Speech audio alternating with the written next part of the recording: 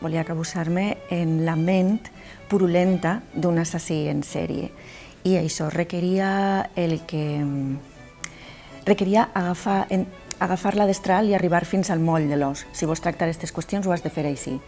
El que he intentat és tractar totes les qüestions de la por a través de perversions refinades, jugar amb els límits i conduir el lector a vorejar l'abisme.